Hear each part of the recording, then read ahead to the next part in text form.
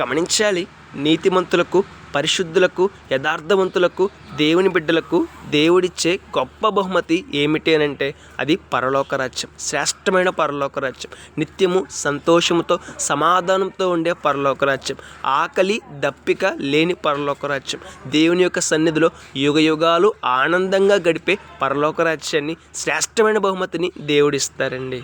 ఒకసారి ఆలోచన చేద్దాం.